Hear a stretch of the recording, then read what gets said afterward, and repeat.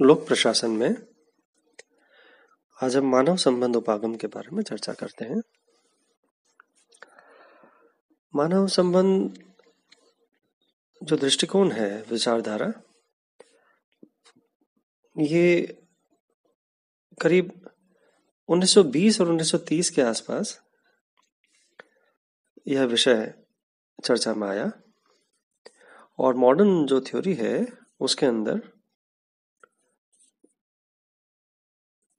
इसका चर्चा शुरू हुई। इसमें प्रमुख जो हमारे विचारक रहे हैं शुरुआत के अंदर वो एल्टन मयो रहे, जो एक प्रोफेसर थे इंडस्ट्रियल सोशियोलॉजी के, औद्योगिक समाजवाद शास्त्र के, और उन्होंने एक वेस्टर्न इलेक्ट्रिक कंपनी के अंदर जो कोई प्रयोग किए उससे और उसके आसपास जो उस समय जो चल रही बातें थी उससे इसके बारे में प्रकाश डाला। तो जो क्लासिकल थ्योरी होती है, जो शास्त्रीय विचारधारा होती है, उसमें जो कमी रहती है कि वो जो उसमें मानव जो काम कर रहे होते हैं उनके बारे में उनका कोई क्लियर साइकोलॉजिकल जो उसका एस्पेक्ट होता है उसके बारे में कोई एम्फेसिस नहीं होता, उस पर कोई दृष्टिकोण में उनके बारे में कोई चर्चा नहीं होती। और एल्टन मयो और हॉथॉर्न एक्सपेरिमेंट्स के अंदर यह बात सामने आई कि जो संगठन में काम करने वाले लोग होते हैं वे और उनकी जो भावनाएं हैं वो बहुत महत्वपूर्ण योगदान देती हैं किसी भी संगठन के कार्य और उसके ऑब्जेक्टिव्स को पूरा करने के अंदर। तो उसकी जो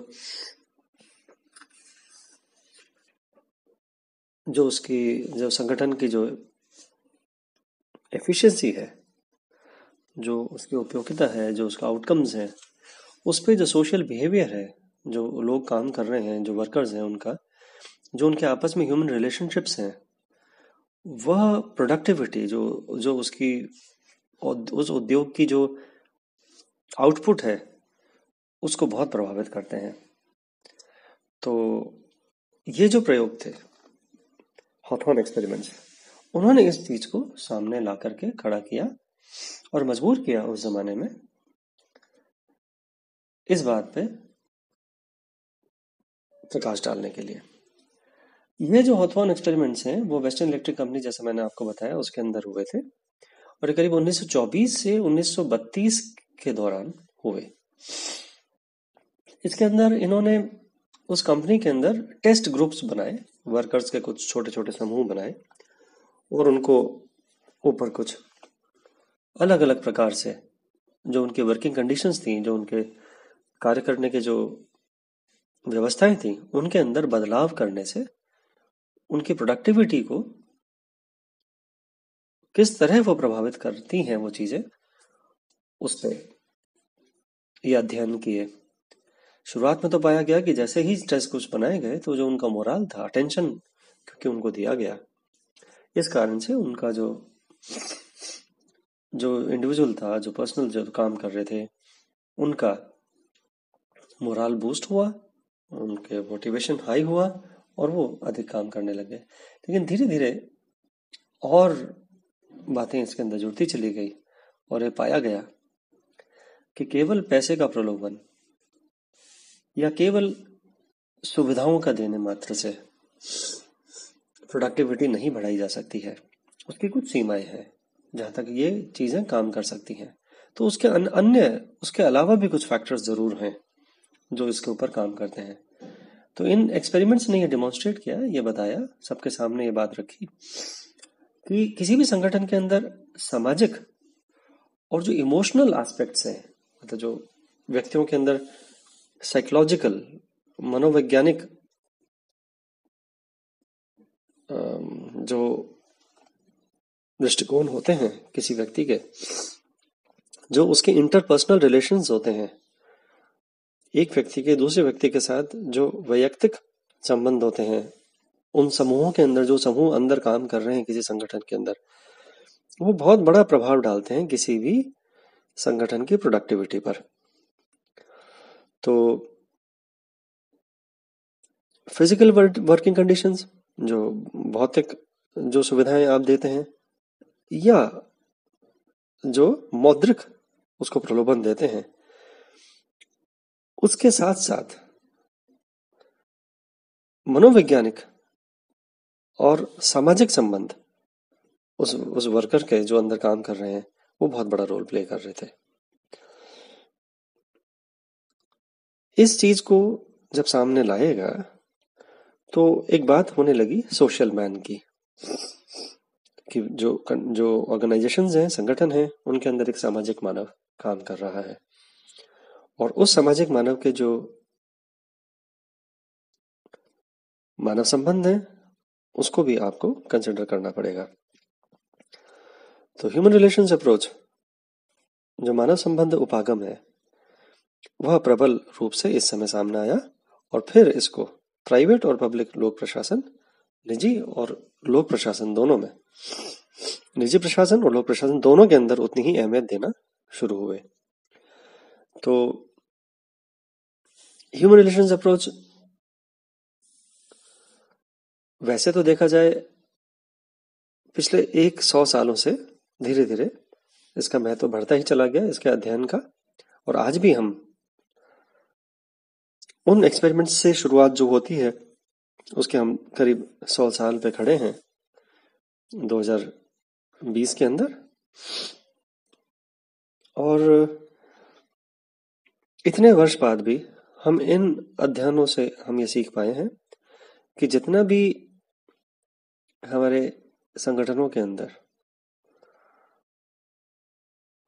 ह्यूमनाइजेशन होता है, मानव संबंधों को जितना महत्व दिया जाता है, उसका ख्याल रखा जाता है, उनके साइकोलॉजीज को अगर ध्यान रखा जाता है, तो जो बिहेवियर है वर्कर्स का, जो वहां पे जो काम करने वाले लोग हैं उनका जो व्यवहार है, और जो उनके काम करने की जो कैपेसिटी है, वह पॉजिटिव तरीके से उस पे एक प्रभाव पड़ता है। तो इस कारण से ये ह्यूमन रिलेशन जो कहा जाए एक मूवमेंट बन गया, ये एक केवल विचारधारा ना रह करके ये एक मूवमेंट बन गया, और बाद में चल करके इसके अंदर वैल्यूज को एम्फसाइज करने के लिए मजबूर किया कि जितने भी अध्ययन होते हैं, जितने भी मानव इसमें काम कर रहे हैं, उनके अंदर संगठन के सिद्धांतों के अंदर मूल्यों को भी ढालना पड़ेगा। ये लेटर स्टेज के ऊपर आया। अब इस उपागम के क्या प्रमुख तत्व हैं, वह है, जैसे सबसे पहली बात तो ये कि जो व्यक्ति काम कर रहा है वो व्यक्ति महत्वपूर्ण है। ये थ्योरी इस बात पे एम्फसाइज करती है, इस बात पे जोर डालती है कि हर व्यक्ति जो अंदर वहां काम कर रहा है किसी संगठन में, वह एक अलग व्यक्ति है, यूनिक है, उसका एक व्यक्तित्व है जो औरों से भिन्न हो सकता है। भिन्नताएं छोटी हो सकती हैं, लेकिन उसके खुद के एक विश्वास है, उसका जीने का तरीका है, उसकी कुछ योग्यताएं हैं, उसके पास कुछ टेक्निकल योग्यताएं भी हो सकती हैं, और उसके कुछ व्यक्तिगत योग्यताएं भी हो सकती हैं। वो सामाजिक होता है, वो लॉजिकल भी होता है। तो हर व्यक्ति एक अलग प्रकार का व्यक्ति है। इसलिए ये बहुत महत्वपूर्ण है कि हम उसके इमोशंस और उसके परसेप्शंस, इमोशंस यानी जो उसकी भावनाएं हैं और उसके जो दृष्टिकोण हैं, उनका ख्याल रखना जरूरी है। दूसरी बात यह है कि किसी भी संगठन के अंदर वर्क ग्रुप्स होते हैं, अनौपचारिक संगठन होते हैं। यहां चेस्टर बर्नार्ड का योगदान याद करना पड़ता है। इसमें यह इंपॉर्टेंट बात मानी गई कि जितने भी व्यक्ति काम कर रहे हैं वो आपस में उनके संबंध बन जाते हैं, वो ग्रुप्स में फॉर्म हो जाते हैं, वो संगठित हो जाते हैं। और ये जो अंदर का संगठन है वह आपके जो फॉर्मल संगठन है, जो जो जो आपने ऑर्गेनाइजेशन बनाई है, जो एक औपचारिक रूप से बनाई है, उसके अंदर ये मित्रताएं और आपस में जो उनके क्लोज वर्किंग रिलेशनशिप्स बन जाते हैं, वो उनकी प्रोडक्टिविटी के ऊपर, बहुत प्रभाव डालते हैं। तो वो एक दूसरे का ख्याल करते हैं, वो इंडिविजुअल एक दूसरे की मैत्री भाव, एक दूसरे के पर्सनल जो सिचुएशंस होती हैं, सामाजिक सिचुएशंस होती हैं, उनकी फैमिली सिचुएशंस होती हैं, उन सब का ख्याल करते हुए वो संगठन अंदर उसके काम करते हैं। तो ये एक महत्वपूर्ण तत्व हो जाता है मानव संबंध उपागम का, कि पहला तो व्यक्ति है और दूसरा उसके अनौपचारिक संगठन है जो वो काम कर रहे हैं। और तीसरी बात ये कि पार्टिसिपेटिव मैनेजमेंट होता है, यानी जो मैनेजमेंट है वो दूसरों से सलाह मशवरा करके उनकी बातों को, निर्णय लेने के जो क्रम चलते हैं किसी भी संगठन के अंदर और औपचारिक संगठन के अंदर, उसके अंदर अधीनस्थों का भी, जो काम करने वाले जो कामगार हैं, जो अधीनस्थ हैं, उनकी जो ओपिनियंस है या उनके जो राय है उसको भी समायोजित करते हुए निर्णय लेने की प्रक्रिया चलती हैं। तो जो निर्णय लेने सिर्फ एक माना गया पहले शास्त्रीय उपागम के अंदर कि केवल उच्च अधिकारियों का क्षेत्र है और वो जो निर्णय लेंगे वो अधीनस्थों को हूबहू उनका अनुपालन करना होगा। इस बात को हॉथॉर्न एक्सपेरिमेंट्स के अंदर या उसके आसपास उसके बाद भी कन्वर्ट किया गया और इसमें जोड़ा गया कि वर्कर्स का पार्टिसिपेशन निर्णय लेने के अंदर, मतलब उनका सहभागिता निर्णय लेने के अंदर, कामगारों की सहभागिता लेना भी उतना ही इम्पोर्टेंट माना गया। तो अब हम इस बात पे आते हैं कि चेस्टर बर्नार्ड ने अपनी एक किताब उनकी आई, the functions of the executive, जो 1938 के अंदर आई। उसके अंदर उन्होंने, जैसे मैंने भी आपको थोड़ी देर पहले बताया कि अनौपचारिक संगठन का बात की, औपचारिक संगठन और उसके अंदर अनौपचारिक संगठनों के महत्व को उन्होंने समझाया।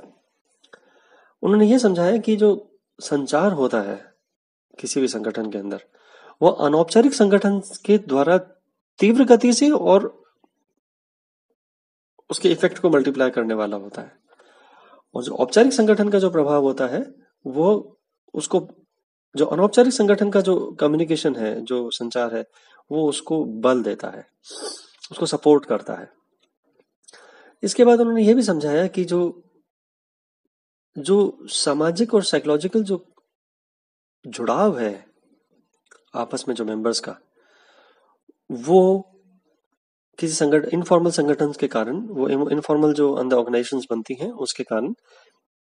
जो फॉर्मल ऑर्गेनाइजेशन है उसको बहुत स्ट्रेंथ मिलती है, उसको बल मिलता है। और जितनी ज्यादा उन्होंने सुझाव दिया कि जितनी ज्यादा गैर औपचारिक गतिविधियां कराई जाएंगी किसी भी संगठन के अंदर, उन गतिविधियों से जुड़ाव की भावनाएं पैदा होंगी किसी संगठन में, और उससे जो सोशल इंटीग्रेशन है, जो सामाजिक एकता है, जो उसकी फॉर्मल स्ट्रक्चर के अंदर, वो बढ़ेगी। और जो औपचारिक संगठन है, जो औपचारिक स्ट्रक्चर है, जो संरचना है, उसको बल मिलेगा। इस तरह उन्होंने समझाया कि जो मानव संबंध है ये हमारे लोक प्रशासन के जो संगठन जो काम कर रहे हैं उनके अंदर बहुत महत्वपूर्ण रोल प्ले करते हैं, और इसको हम गौण नहीं कर सकते, इसको नजरअंदाज नहीं कर सकते। तो ये जो तरीका है साइंटिफिक मैनेजमेंट का या जो शास्त्रीय उपागम का, जिसके अंदर वो इन मान्यताओं पे चल रहे थे कि सिद्धांत हम बना लेंगे और उन सिद्धांतों से लोक प्रशासन संगठनों के अंदर आराम से काम करेगा या प्रशासन संगठन में आराम से काम करेगा। लेकिन इस